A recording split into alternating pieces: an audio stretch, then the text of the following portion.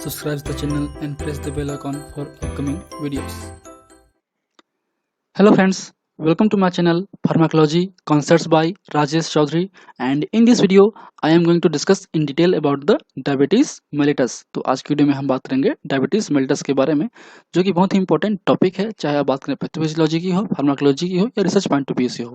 क्योंकि आज के डेट में लोगों का जो लाइफ स्टाइल मैनेजमेंट है वो बहुत डिस्टर्ब हो चुका है, इससे हर किसी को डायबिटीज होने के चांसेस बढ़ रहे हैं। इसलिए ये जो टॉपिक है बहुत इंपॉर्टेंट है। साथ में जो ये जो टॉपिक्स है, क्वेश्चंस जो है फ्रिक्वेंटली आते हैं, चाहे लॉन्ग क्वेश्चंस हो, चाहे शॉर्ट क्वेश्चंस हो, चाहे ऑब्जेक्टिव्स ही क्यों ना हो। इसलिए इस टॉपिक को डिटेल में हम बात करेंगे। And if you want to watch my previous videos regarding the pathophysiology और pharmacology, you can check the description box below और by using link given in the I button. So now let discuss about the topic.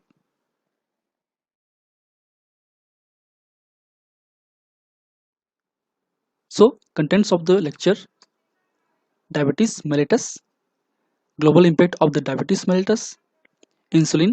Basically I'm going to discuss in detail about the biosynthesis, release and the physiology of the insulin, classifications or types of the diabetes mellitus, type 1 diabetes mellitus, type 2 diabetes mellitus, and the secondary complications of the diabetes mellitus, and laboratory evaluations and the findings, and the therapeutic management of the diabetes. So now come to the topic. So first is the diabetes mellitus. So what do you mean or what do you understand about the diabetes mellitus? So diabetes mellitus is a group of heterogeneous metabolic disease or disorders in which there are high blood sugar level, means hyperglycemia, over a prolonged period of time or in chronic way, and that is due to the defect of insulin formation, secretion or its action. तो बात करें diabetes mellitus की, तो एक तरीके से hyperglycaemia है, इसमें जो ब्लड ग्लूकोज लेवल है वो इंक्रीज हो जाते हैं, एक नॉर्मल वैल्यू से जो है इंक्रीज हो जाते हैं। और एक तरीके से मेटाबॉलिक डिसीज है, मतलब आपका जो मेटाबॉलिज्म पाथवेज हैं, चाहे प्रोटीन हो, कार्बोहाइड्रेट हो या लिपिड्स हो, उसमें डिस्टर्ब होने की वजह से जो है आपके ब्लड के अंदर में ग्लूकोज लेवल बढ़ जाता है। और ये क्यों होता है? ये होता है आपके जो पैंक्रियाटिक ग्लैंड्स हैं, जो कि बीटा सेल्स हैं, जो कि इंसुलिन को रिलीज करते हैं, वो इंसुलिन या तो बन नहीं पाते हैं, या वो रिलीज नहीं हो पाते हैं, या फिर वो प्रॉपर्ली एक्शन नहीं हो पाते हैं, इसलिए आपको डायबिटीज मेलिटस होगा, जो एक तरीके से इंडोक्राइन डिसीज के अंदर में भी आते हैं। And diabetes mellitus is also known as the metabolic syndrome, syndrome X और insulin resistance syndrome, and that is characterized by hyperglycaemia. तो इसमें जो बेसिकली जो फास्टिंग ब्लड ग्लूकोज लेवल है, जो कि मोर देन 7 मिलीमोल पर लीटर होगा या फिर 120 mg पर डेसीलीटर होगा। जब बात करते हैं ग्लूकोज लेवल की, तो नॉर्मली जो है 120 या 120 mg पर डेसीलीटर को हम मानते हैं, लेकिन ये फास्टिंग ब्लड ग्लूकोज लेवल है। अगर आप कुछ खाए नहीं हैं तब उसके केस में आपका 120 mg पर डेसीलीटर होना चाहिए या उससे कम होना चाहिए नॉर्मली। लेकिन इससे अगर हाई है तो एक तरीके से आपको डायबिटीज होने के चांसेस हैं, अगर प्रोलॉन्ग टाइम तक है तो। एंड उसके अलावा alter the carbohydrate metabolism, alter the protein and lipid metabolism, and now come to the major features of the metabolic syndrome are the central obesity, hyperlipidemia, hyperglycemia and the hypertension। तो जो metabolic syndrome के जो basic features हैं उसमें जो central obesity भी हो सकते हैं, हाइपरलिपिडेमिया भी होगा आपको, हाइपरग्लाइसेमिया भी होगा और हाइपरटेंशन भी होगा। ये जो तीनों जो चारों डिसीज हैं वो एक तरीके से एक दूसरे से लिंक होते हैं, और बेसिकली डायबिटीज मेलिटस में जो है जितने मेटाबॉलिज्म प्रोसेस हैं, चाहे कार्बोहाइड्रेट का हो, प्रोटीन का हो, लिपिड का हो, डिस्टर्ब हो जाते हैं। And now come to the classical symptoms of the diabetes mellitus. जैसे कि हम देख सकते हैं, polyuria means frequent urination, glycosuria means increase of the glucose excretion in the urine, polydipsia means excessive thirst, polyphagia means excessive hunger, lethargy or fatigue. So these are the basic symptoms of the diabetes mellitus. And now come to the global impact of the diabetes mellitus। जैसे कि हम देख सकते हैं इस image में कि जो वर्ल्ड वाइड है ये बहुत ज़्यादा अफेक्ट कर रहा है लोगों को। लगभग 2015 में जो है 415 मिलियंस पीपल जो है इससे अफेक्ट हो चुके हैं, और 40 तक जो है अप्रोक्सीमेटली 642 मिलियंस पीपल भी अफेक्ट हो सकते हैं। बात करें हम उसके अकरेंस की, तो 1 in 11 एडल्ट मीन्स लगभग जो 11 लोगों की बात करें एडल्ट में, तो उनमें से 11 में से एक लोग को होता है। और बात करें 40 तक जो है ये 10 लोगों में से एक को हो सकता है। इसलिए ग्लोबली बहुत ही इम्पैक्टफुल डिसीज है, चाहे किसी भी रीजन्स में हो, किसी भी कंट्रीज पे हो। और बात करें इसके टॉप कंट्रीज की जो कि अफेक्टेड हैं इससे, वो है आपके चाइना, इंडिया, यूएसए, ब्राज़ील, रसिया, मेक्सिको, इंडोनेशिया, इजिप्ट, जापान और बांग्लादेश। तो ये जो टॉप 10 कंट्रीज़ हैं जिनमें हाईली अफेक्ट कर रहा है डायबिटीज़ मेलिटस, क्योंकि मेनली जो एक तरीके से इनके जो मेन रीजंस हैं वो है आपके बैड लाइफस्टाइल मैनेजमेंट। अगर आपका लाइफस्टाइल मैनेजमेंट सही नहीं है तो आपको ये इजीली हो सकता है। इसलिए आपको अपने लाइफस्टाइल को मैनेज करना बहुत ही ज़रूरी है ताकि आप डायबिटीज़ को अवॉइड कर सकें। डायबिटीज़ अवॉइड करना इसलिए बहुत ज़रूरी है क्योंकि डायबिटीज़ तो एक डिसीज़ है ही, लेकिन ये बहुत सारे डिसीज़ को भी जन्म देता है, इंड्यूस करता है। चाहे बात करें हम रीनल फेलियर की हो, कार्डियक फेलियर की हो या किसी और भी डिसीज़ की हो, जो क्या-क्या हम बात करेंगे। इसलिए आपको डायबिटीज़ को कंट्रोल करना बहुत ही ज़रूरी है। अपने लाइफ़स्टाइल को मैनेजमेंट करना बहुत ही ज़रूरी है। जितने भी आपके गुड हैबिट्स हैं उसको अपनाइए, जो बैड हैबिट्स हैं उसको अवॉइड कीजिए। And these are the pancreatic glands जो कि मेनली रिलीज़ करता है हार्मोन्स, चाहे वो एक्सोक्राइन हो या एंडोक्राइन हो। This is the alpha cells which release the glucagon. This is the beta cells which release the insulin or amylin, and this is the delta cell which release the somatostatin, and this is the F cells which release the pancreatic polypeptides, जैसे कि हम already इसमें देख सकते हैं। तो हमारा जो मेन मोटो है वो आपका इंसुलिन है, क्योंकि इंसुलिन एक तरीके से ब्लड ग्लूकोज लेवल को कंट्रोल करता है, उसको कम करता है अगर एक्सेस अमाउंट पे बढ़ गया तब। And this are known as the cell type in pancreatic isolates of Langerhans, जिसमें अब हमारे अल्फा, बीटा और डेल्टा सेल्स होते हैं, जिससे हमारे ग्लूकागॉन, इंसुलिन और सोमेटोस्टेटिन रिलीज होते हैं respectively. And now come to the basics of insulin, क्योंकि इंसुलिन के बारे में जानना बहुत ही ज़रूरी है अगर आप पैथोफिजियोलॉजी की बात करें या फार्माकोलॉजी की बात करें, क्योंकि इंसुलिन एक तरीके से ब्लड ग्लूकोज लेवल को कंट्रोल करता है। लेकिन एग्जाम पॉइंट ऑफ से बात करें तो आप इंसुलिन वाले पार्ट को स्किप कर सकते हैं एग्जाम में। आप जो बेसिक लिखिए डायबिटीज़ है क्या, क्या साइंस है, क्या उसके बेसिक पैथोफिजियोलॉजी और टाइप्स हैं। इंसुलिन को आप स्किप कर सकते हैं एग्जाम में, लेकिन उसको समझना बहुत ज़रूरी है आपको पैथोफिजियोलॉजी को समझने के लिए, इसलिए हम बात करेंगे इंसुलिन के ही बारे में। And so insulin was isolated in the 1921 by Banting and West and used clinically in 1922, and the amino acid sequences of the insulin, that is a protein in nature, and polypeptide chains, जिसे जानते हैं कि जो insulin है एक तरीके से protein है और वो बना होता है 51 एमिनो एसिड से, and it was determined by the Sanger's group in the Cambridge 1955।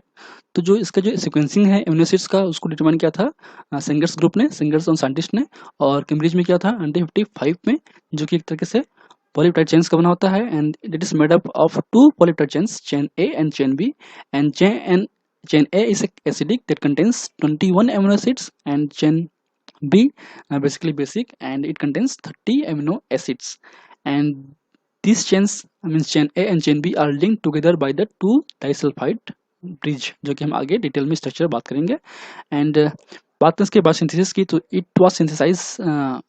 is synthesized within the pancreatic beta cells from the pro-insulin, means pre-insulin or pre-insulin is the precursor for the insulin synthesis, and that's it is the single chain 86 amino acids, and जैसे कि देख सकते हैं pathway को pro pre insulin से बनता है आपका, जो कि होता है आपके आरईआर में, मींस रफ इंडोप्लाज्मिक रेटिकुलम में, ये बनता है आपके प्री इंसुलिन में, जो कि होता है आपके गोल्गी एपरेटस में जाके पहुंचता है और वो वहाँ पे ही आपके इंसुलिन में फॉर्म होता है। तो ये बेसिकली उसके सीक्वेंसिंग है। ये एक तरीके से स्ट्रक्चर है प्रो प्री इंसुलिन का, जिसमें आपके बी चेन्स होते हैं, ए चेन्स होते हैं, N terminal single peptide chains होते हैं और सी पेप्टाइड्स होते हैं। ये फिर आपके इंडोप्लाज्मिक रेटिकुलम में जो है आपके बीटा सेल्स के अंदर में होते हैं, वो वहाँ से ये जो पार्ट है वो निकल जाता है और बनता है आपका प्रो इंसुलिन में जो है डाइसल्फाइड बॉन्ड्स ऑलरेडी क्रिएट हो चुके हैं यहाँ पे चेन ए और चेन बी पे।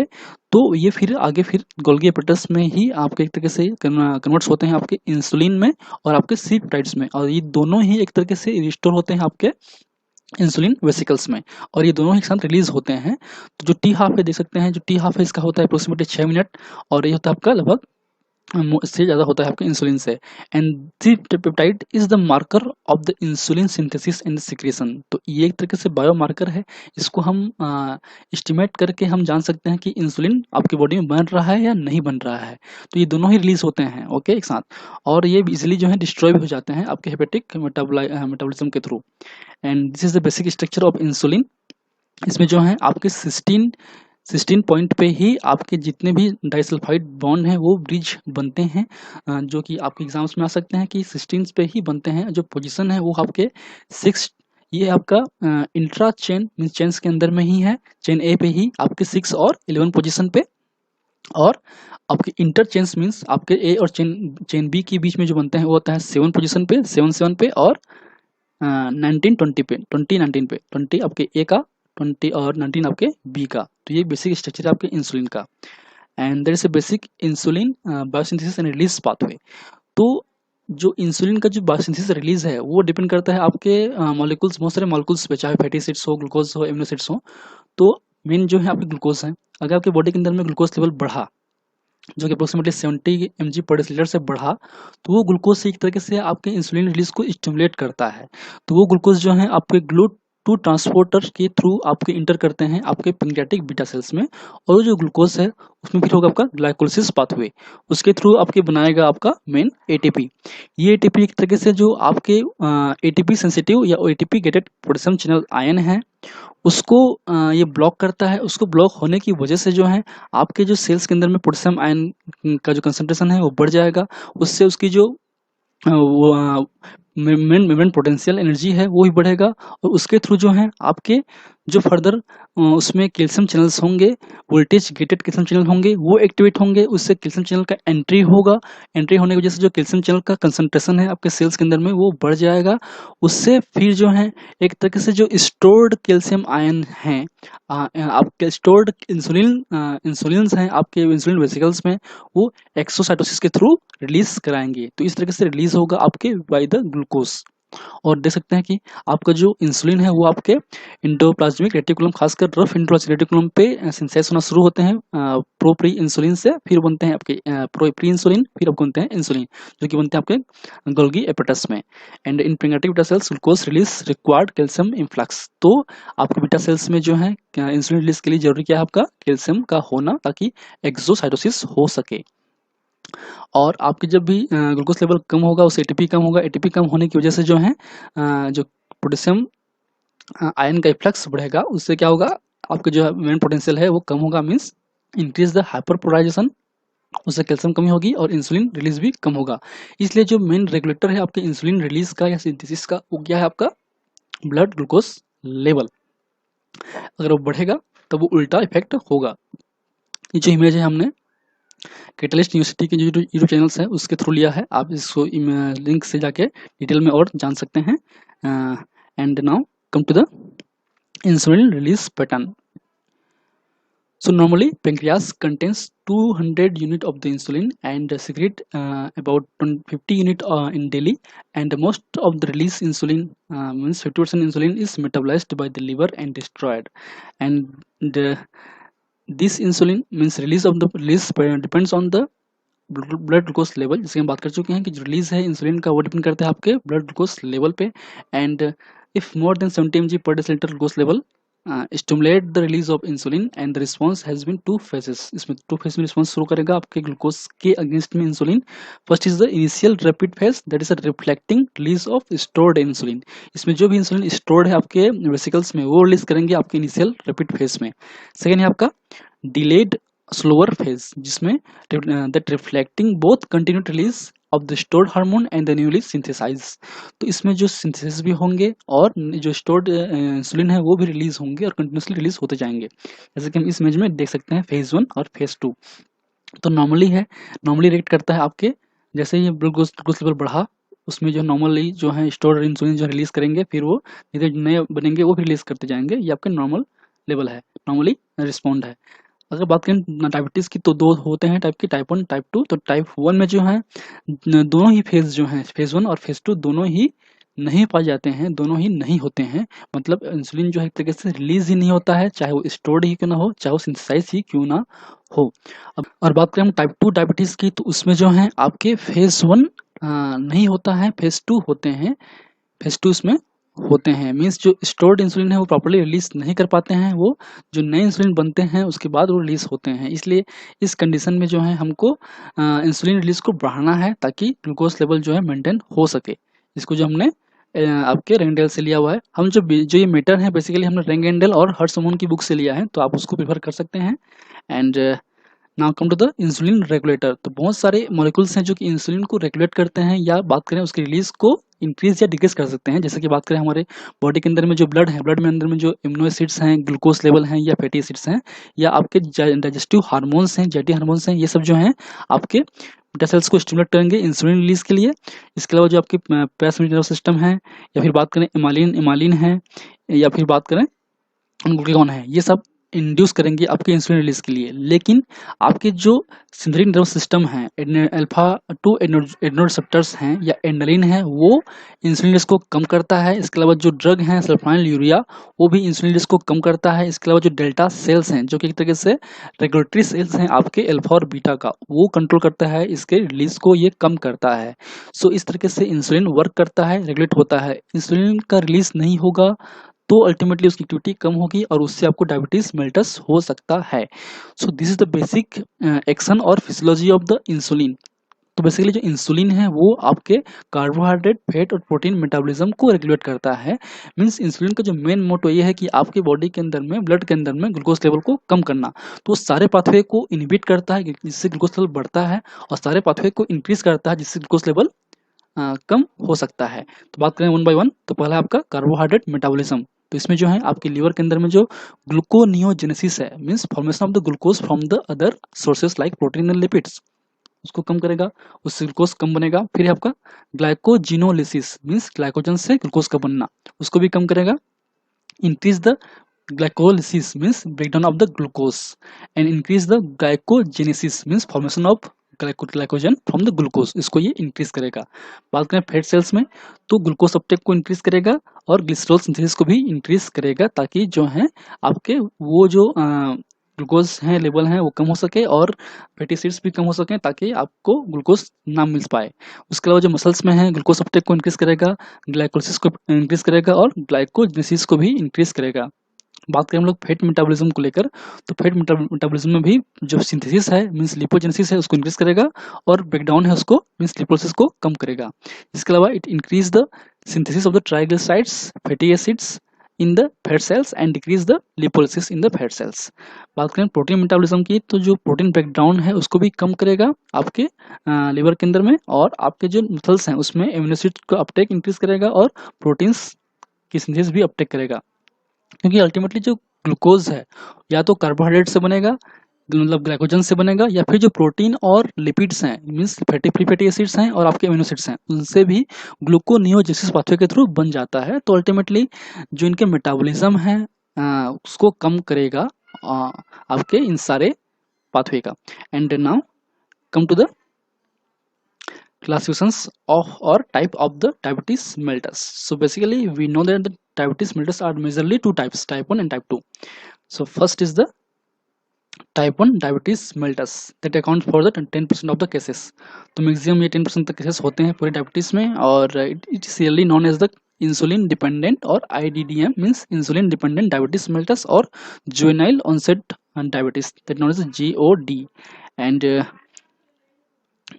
the subtypes are the type 1A diabetes mellitus, that is immune mediated, and second is the type 1B diabetes mellitus, that is idiopathic. तो ये आपके टाइप 1 के टाइप्स हैं। और फिर आपके टाइप 2 डायबिटीज मेल्टस, जो कि मैक्सिमम्स होते हैं, मतलब जितने भी केसेस हैं उसमें से 80% होते हैं आपके डायबिटीज मेल्टस के टाइप 2 के। And it is really known as the non insulin dependent NIDDM और maturity onset diabetes means MOD. And third is the gestational diabetes mellitus, जो कि अप्रोक्सीमेटली 2 to 4% तक होता है। And next is the other specific types of diabetes, जो कि 6 to 10% तक हो सकता है। बात करें कुछ एग्जांपल्स की, तो first is the genetic defect of the beta cell functions due to the mutation on the various enzymes, yearly called as maturity onset diabetes of the young means MODY. Like बात करें enzymes की, तो आपके hepatocyte, nuclear transcription factors HNF and the glucokinase. तो बहुत सारे जो liver में प्रेजेंस एंजाइम्स हैं जो कि ग्लूकोज मेटाबॉलिज्म को रेगुलेट करते हैं, उन एंजाइम्स के म्यूटेशन की वजह से भी आपको हो सकता है। ये जो बेसिकली आपके यंग एज में भी हो सकते हैं, इसलिए इसको हम MOD भी बोलते हैं, means maturity onset diabetes of the young. तो एक जेनेटिक डिसऑर्डर्स हैं, उसके अलावा और हैं बहुत सारे टाइप्स, जैसे कि आपका genetic defect in the insulin action means type A insulin resistance. तो इंसुलिन के एक्शन में भी कमी हो सकती है, जेनेटिक डिफेक्ट के कारण से है।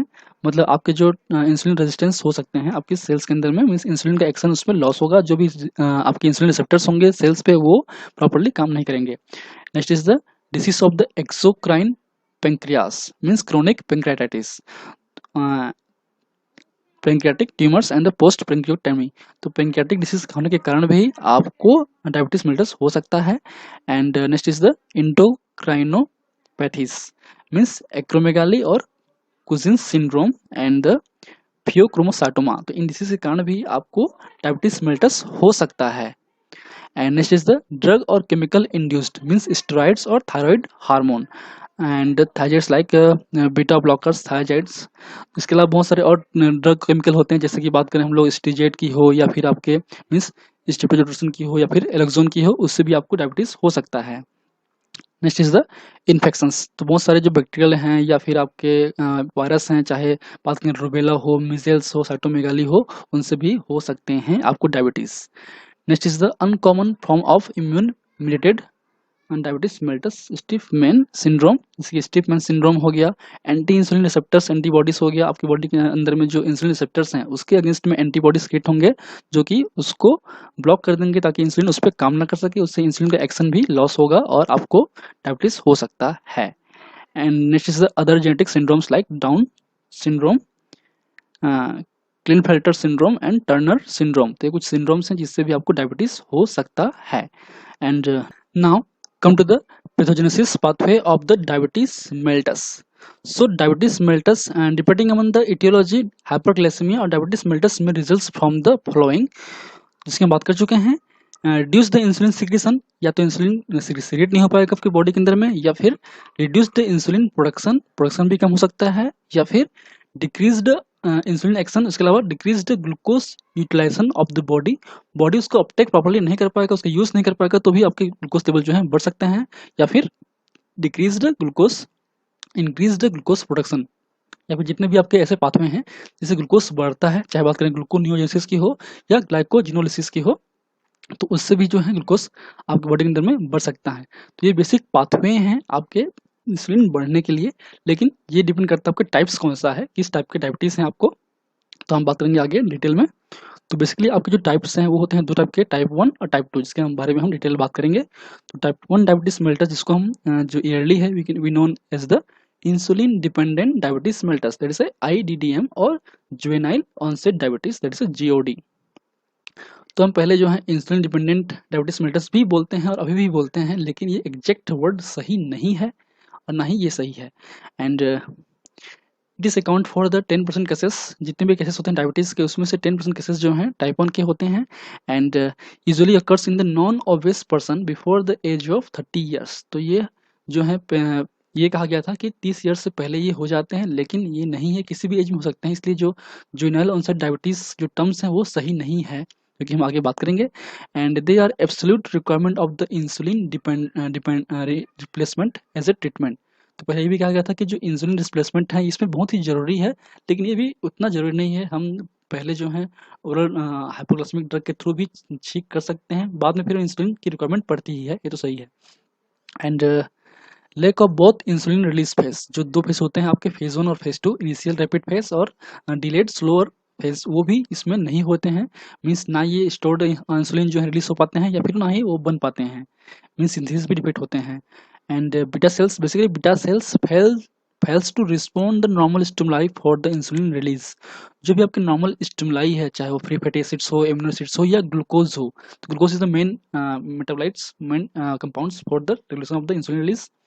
तो ग्लूकोज को भी ये रिस्पॉन्स नहीं कर पाता है, अगर हम ग्लूकोज आपके बढ़ाएंगे तो भी ये इंसुलिन रिलीज को नहीं कर पाता है आपका बीटा सेल्स, आपके टाइप 1 डायबिटीज के केस में। And as per the new classifications neither as nor insulin dependence are the considered as a absolute criteria. इसलिए ये दो टर्म्स हैं वो आज के डेट पे प्रॉपर्ली सही नहीं है। Therefore further types type 1 diabetes can be classified into two subtypes, type 1A and type 1B. And type 1A is the immune mediated diabetes mellitus. इसमें इम्यूनिटी का रोल है, मीन्स आपके ऑटोइम्यून डिसीज के की तरह है एक तरीके से। And this type is characterized by the auto immune destruction of the beta cells. तो जो मेन क्राइटेरिया है, मेन फीचर्स है, वो है क्या है आपका auto immune destruction of the beta cells which usually lead to the insulin deficiency, means reduce the production of the insulin. तो इसमें जो है आपके जो आपके बॉडी के अंदर में जो इम्यून सिस्टम्स हैं, जो आपके हेल्पर टी सेल्स हैं या आपके एंटीबॉडीज हैं, वही आपके जो बीटा सेल्स को हैं डिस्ट्रक्ट करेंगे, उसको किल करेंगे। उससे आपको डायबिटीज हो सकता है। उससे डायबिटीज मतलब जो प्रोडक्शन है इंसुलिन का वो कम हो सकता है और आपको डायबिटीज हो सकता है। And next is the type B, means that is idiopathic mediated diabetes mellitus, means with unknown reason. इसके कोई खास रीजन नहीं है, बहुत सारे रीजन हो सकते हैं।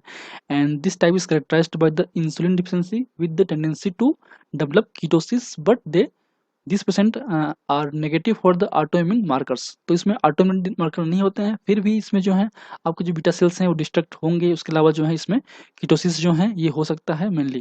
तो ये आपके बेसिक सब टाइप्स हैं आपके टाइप 1 डायबिटीज की। And though the type 1 diabetes occurs commonly in the patients under the 30 age year of age. Autoimmune destruction of the beta cells can occur at any age. In fact, 5 to 10% patients who develop the diabetes mellitus above the 30 years of the age are type 1 diabetes, and hence the terms GOD has become obsolete. मतलब यही है कि ये किसी भी years में हो सकता है, किसी भी ईयर्स में आपके ऑटोइम्यून डिस्ट्रक्शन हो सकते हैं बीटा सेल्स का और आपको डायबिटीज मेल्टस हो सकता है। इसलिए जो टर्म्स है GOD वो प्रॉपरली सही नहीं है। And now come to the pathogenesis of the diabetes mellitus, type 1 diabetes mellitus. तो इसमें तीन मेन फैक्टर्स हैं, आपके जेनेटिक फैक्टर्स हैं, इन्वायरमेंटल फैक्टर्स हैं और ऑटोइम्यून फैक्टर्स हैं। तो बात करें जेनेटिक फैक्टर्स की, तो कॉन्कॉर्डेंस इन आइडेंटिकल ट्विंस 50%। तो अगर आपको ट्विंस बेबी हो रहे हैं, तो अगर एक बच्चे में आपके डायबिटीज है, टाइप 1 डायबिटीज है, तो ये चांस बढ़ जाते हैं, अप्रोक्सीमेटली 80% चांस बढ़ जाते हैं कि दूसरे बच्चे में भी होगा। Next is the susceptibility gene of the HLA regions in chromosome 6। तो जो क्रोमोसोम 6 में जो HLA रीजन्स, उसमें जो जीन्स इन्वॉल्व होते हैं, खासकर HLA DR3, HLA DR4, HLA DQ locus, ये सब जीन्स जो हैं डिफेक्ट होंगे और आपको डायबिटीज हो सकता है। Next is the environmental factors, जैसे कि बात करें वायरल इन्फेक्शंस की, चाहे मम्स हो, मिजल्स हो, या फिर बात करें कुछ केमिकल्स की, जैसे कि बात कर चुके हैं थायराइड्स हैं, आपके स्टेरॉइड्स हैं, या फिर बात करें हम लोग स्ट्रेप्टोजोसिन हो या इलेक्सोन हो, उसके थ्रू भी आपको डायबिटीज हो सकता है। फिर आपके जियोग्राफिक और सीजनल वेरिएशंस हों, या फिर आपके बोविन मिल्क प्रोटीन्स हों, उनसे भी आपको डायबिटीज हो सकता है। बात करें नेक्स्ट आपका ऑटोइम्यून फैक्टर्स की, तो इसमें जो है आइसोलेट सेल्स एंटीबॉडीज हैं, जो कि एंटीबॉडीज बनेंगे आपकी बॉडी के अंदर में, जो कि इंसुलिन को और आपके glutamic acid D carboxylase enzyme को डिस्ट्रॉय कर देंगे, जिससे आपको ग्लूकोज मेंटेन नहीं हो पाएगा और हाइपरग्लाइसेमिया हो सकता है। इसके अलावा है आपका insulinitis, means infiltration of the lymphocytes around the pancreatic cells. तो आपके पेंक्रियाटिक सेल्स के अराउंड जो है आपके लिम्फोसाइट्स हैं वो जमा हो जाएंगे, इन्फिल्ट्रेटेड होंगे, जो कि आपके हेल्पर टी सेल्स होंगे, CD8 टी सेल्स होंगे, CD4 टी सेल्स होंगे या मैक्रोफेजेस होंगे, वो फिर वो उनको किल कर सकते हैं आपके आइसोलेट्स को। इसके अलावा आपका CD8 T lymphocytes mediated selective destruction of the beta sales, इनकी वजह से जो है आपको टाइप 1 डायबिटीज हो सकता है। So this is the basic about the type 1 diabetes. Now come to the type 2 diabetes mellitus, and yearly is known as the non-insulin dependent, means NIDDM, non-insulin dependent diabetes mellitus or maturity onset diabetes, that is a MOD. And this account for the 80% of the cases, and usually occurs in the older individuals and the obese adolescent children. तो ये basically जो है older patients में होते हैं, और जो OBCs patient हैं खासकर बच्चे हैं उनमें भी ये हो सकते हैं। और बेसिकली ये मेटाबॉलिक डिसीज है आपके type 2, and many type 2 diabetes patients require the insulin to prevent the hyperglycemia and ketosis, and thus the terms NIDDM is not truly जो कि क्योंकि इसमें जो है आपके इंसुलिन थेरेपी भी जरूरी होता है, इसलिए हम इसको कम्प्लीटली NIDDM नहीं बोल सकते। And the basic metabolic defects in type 2 diabetes mellitus is either impaired insulin secretion और इंसुलिन रेजिस्टेंस। तो इसमें जो है बेसिकली आपके जो इसकी बात कर चुके हैं। टाइप 1 में जो है आपके बीटा सेल्स डिस्ट्रैक्ट हो जाते हैं, उससे इंसुलिन प्रोडक्शन नहीं हो पाता है। इसमें जो है इंसुलिन रिलीज नहीं हो पाता है, या फिर जो टिश्यूज हैं वो इंसुलिन रेजिस्टेंस हो जाते हैं। तो ये दो मेजर रीजन्स हैं, आपके फैक्टर हैं आपके टाइप 2 डायबिटीज के, आपके डायबिटीज होने के। And that is type 2 diabetes mellitus pathogenesis.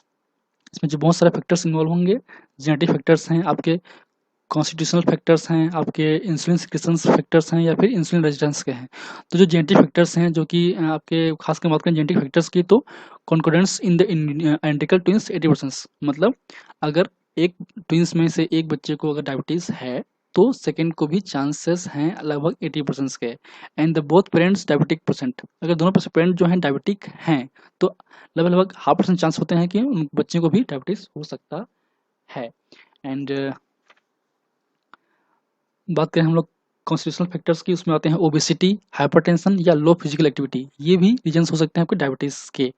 ये जो जेनेटिक फैक्टर्स हैं वो फर्दर आपके जो एमाइलिन हैं, जो एमोलाइड आइसोलेट एमोलाइड है जो कि आपके बीटा सेल से निकलते हैं, उसके लेवल में इम्पेयरमेंट हो जाते हैं, वो कम हो जाते हैं, इससे जब भी आपको डायबिटीज हो सकता है। उसके अलावा जो है glucose toxicity of islets, glucose जो भी है एक तरीके से टॉक्सिक इफेक्ट शो कर सकता है। इसके अलावा जो है लिपोटॉक्सिटी, ये कुछ इंसुलिन सिक्रेशन होने कम होने के रीजंस हैं आपके amylin, glucose toxicity and the lipotoxicity. बात करें हम इंसुलिन रेजिस्टेंस की, तो जो रिसेप्टर्स होते हैं या पोस्ट रिसेप्टर्स होते हैं वो डिफेक्ट हो जाते हैं आपके सेल्स के अंदर में, जो प्रॉपर्ली इंटेक्ट नहीं करते हैं आपके, या बाइंड नहीं होते हैं इंसुलिन से, और फिर अपना एक्शन शो नहीं करते हैं। उसके अलावा जो है इम्पेयर्ड ग्लूकोज यूटिलाइजेशन, या ग्लूकोज का जो मेंटेन है या उसका जो यूटिलाइजेशन है वो प्रॉपर नहीं हो पाता है, उससे भी आपको इंसुलिन रेजिस्टेंस हो सकता है। और बोथ रीजन्स में cause the increased hepatic glucose synthesis and may lead to the hyperglycemia and lead to the type 2 diabetes mellitus. So these are the basic pathway for the type 2 diabetes mellitus.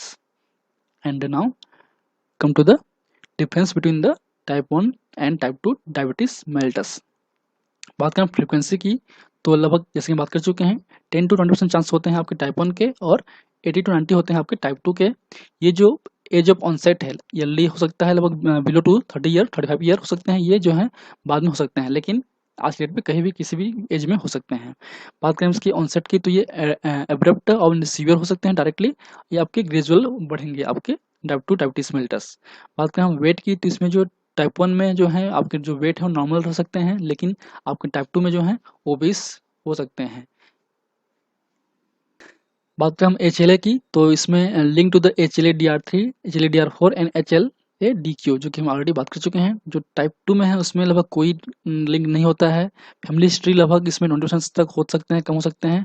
और इसमें जो family history होते हैं, जो genetic locus हैं वो इसमें unknown होते हैं। इसमें क्रोमोसोम नंबर 6 होते हैं। जो डायबिटीज इन आइडेंटिकल ट्विंस हैं, इसमें चांस होते हैं आपके 50% का, इसमें होते हैं 80% का, जो कि हम ऑलरेडी बात कर चुके हैं। बात करें पैथोजेनेसिस की, तो इसमें जो है auto immune destruction of the beta sales होते हैं, जिससे जो है इंसुलिन डिफिशिएंसी होगा, मीन्स प्रोडक्शन जो है लॉस होगा। इसमें बेसिकली जो है इंसुलिन रेजिस्टेंस और इंसुलिन सिक्रेशन की प्रॉब्लम होती है। जो बात करें हम लोग आइसोलेट सेल एंटीबॉडीज जो हैं या ऑटोइम्यून जो बॉडीज हैं वो इसमें प्रेजेंस होते हैं, इसमें नहीं होते हैं। बात करें हम ब्लड इंसुलिन लेवल की, तो इसमें बहुत कम हो जाते हैं, इसमें नॉर्मल या इंक्रीज भी हो जाते हैं, लेकिन जो टिश्यूज हैं वो प्रॉपरली उसमें वर्क नहीं कर पाते, इसलिए इसको बोलते हैं इंसुलिन रेजिस्टेंस। या बात करें हम लोग आइसोलेट सेल चेंजेस की, तो इसमें इंसुलिनाइटिस या बीटा सेल्स डिप्रेशन हो सकते हैं, क्योंकि ये बेसिकली इसी वजह से होता है, इसमें ऐसा कोई भी नहीं हो पाता। और बात करें हम लोग एमाइलोडोसिस की, तो इसमें इनफ्रीक्वेंट होते हैं, इसमें कॉमन होते हैं आपके टाइप 2 में। बात करें हम लोग क्लिनिकल मैनेजमेंट की, तो इसमें इंसुलिन और डाइट जरूरी है, इसमें डाइट भी है, एक्सरसाइज भी है, ओरल ड्रग्स भी है और इंसुलिन भी है। बात करें एक्यूट कॉम्प्लिकेशंस की, तो इसमें है कीटोएसिडोसिस, इसमें आपका hyperosmolar coma. These are the basic difference between the type 1 and type 2 diabetes. And now come to secondary complications of the diabetes mellitus and the signs of the diabetes mellitus. तो आपकी body के अंदर में insulin की कमी हुई तो आपको क्या होगा, हाइपर ग्लाइसीमिया, उससे जो है आपको फैटिकनेस महसूस होगा, लेथार्जी होगा। फिर होगा आपका ग्लाइकोसूरिया, उससे जो है उल्बोटिस एंड बलाटिस हो सकता है। फिर उससे जो है आपके जो ग्लाइकोसोरिया होने की वजह से जो है आपके जो कैटाबॉलिज्म है वो बढ़ जाएगा, उससे आपको हंगर, पॉलीफेजिया, वेट लॉस हो सकता है, लिपोसिस बढ़ सकता है, या फिर फ्री एसिड बढ़ने की वजह से जो है आपको ऑक्सीडेशन भी बढ़ सकता है इन फ्री फैटी एसिड्स का, और उससे आपको कीटो एसिडोसिस हो सकता है। बात करें इस पॉइंट की, तो इससे जो है आपको जो एनाबॉलिज्म रेट है वो कम हो सकता है, इससे ऑस्मोटिक डायलिसिस हो सकता है, मीन्स पॉलीयूरिया और पॉलीडिप्सिया भी हो सकता है, डिहाइड्रेशन हो सकता है, उससे जो है आपको टैकीकार्डिया या फिर हाइपोटेंशन भी हो सकता है, और फिर आपको डायबिटिक कोमा के थ्रू डेथ भी हो सकता है। This is the basic complications of the diabetes mellitus. And now come to the diabetes mellitus complications and disease. तो इसमें आपको डायबिटिक रेटिनोपैथी हो सकता है, आई की बात करें तो उसमें डायबिटिक रेटिनोपैथी, कैटरेक्ट या ग्लूकोमा हो सकता है आपको, या फिर आपको हो सकता है serious disorders like hypertension, ischemic heart disease, and coronary heart disease like myocardial infarctions, angina। आपको एथ्रोस्क्लेरोसिस भी चांसेस बढ़ सकते हैं। इसके अलावा आपको रीनल फेलियर या नेफ्रोपैथी भी बढ़ सकता है। इसके अलावा आपको ब्रेन हेमरेज भी हो सकता है, ब्रेन स्ट्रोक भी हो सकता है, पॉलीन्यूरोपैथी या न्यूरोपैथी भी हो सकता है, आपको गैंग्रीन भी हो सकता है, आपको इंक्रीज रिस्क ऑफ इन्फेक्शन भी हो सकता है, और ऑस्टियो आर्थोपैथी भी हो सकता है। इसलिए जब बात कर रहे थे कि डायबिटीज मेलिटस सिंगल जो डिसीज है वो उतना प्रॉब्लम नहीं है। कंटिन्यूसली डायबिटीज होने की वजह से जो आपको मल्टीपल डिसीज होंगे, मल्टीपल ऑर्गन फेलियर्स होंगे, वो आपके लिए हार्मफुल हो सकता है। इसके अलावा आपको सेक्सुअल डिस्फंक्शन भी हो सकता है। These are the basic secondary complications disease of the diabetes mellitus। And now come to the laboratory findings। तो जो बेसिक है, हम ब्लड ग्लूकोज लेवल चेक करते हैं और करते हैं हम लोग ओरल ग्लूकोज टॉलरेंस टेस्ट। तो जब बात करें हम लोग नॉर्मली जो बात करें आपके ब्लड ग्लूकोज लेवल की, तो 2 आवर ग्लूकोज जो है, अगर ग्लूकोज देने के बाद जो 2 आवर के अंदर 2 आवर के अंदर में जो है आपका जो बेसिकली जो ग्लूकोज लेवल है कितना होगा आपका, less than 140 mg per decilitre. लेकिन जो बात करें फास्टिंग ग्लूकोज लेवल की, तो नॉर्मली आपका 110 से कम होता है। और HbA1c जो है बहुत इंपॉर्टेंट पैरामीटर है आपके डायबिटीज़ के लिए, वो भी लगभग 42 से कम होता है, और D60% जो है आपका 6 से कम होता है। लेकिन बात करें डायबिटीज़ मेलिटस पे, तो इस कंडीशन में जो है आपके जो ग्लूकोज देने के बाद जो है नॉर्मली इतना होता है, लेकिन इस कंडीशन में जो है 200 mg पर डेसीलीटर से इंक्रीज हो सकता है आपके, और फास्टिंग जो है 126 mg पर डेसीलीटर से इंक्रीज हो सकता है। जो HbA1c है वो 48 से बढ़ेगा, और आपका DTC% है वो आपका D60% है वो आपका 6.5 से बढ़ सकता है। तो ये कुछ कंडीशंस हैं डायबिटीज मेलिटस की। या फिर जो ओरल ग्लूकोज टॉलरेंस टेस्ट है उसके थ्रू भी हम डायबिटीज मेलिटस को आइडेंटिफाई कर सकते हैं। And now come to the therapeutic management of the diabetes. तो first is the life style management. Means जो भी आपके बेड हैबिट्स हैं, जंक फूड्स हैं, एक्सरसाइज हैं, नहीं करेंगे तो वो बढ़ेगा ही। तो आप प्रॉपर्ली उसको अवॉइड करें, स्मोकिंग अवॉइड करें, अल्कोहल अवॉइड करें, अच्छे खाना खाएं, तो आप इजीली सर्वाइव कर सकते हैं डायबिटीज मेलिटस को लेकर।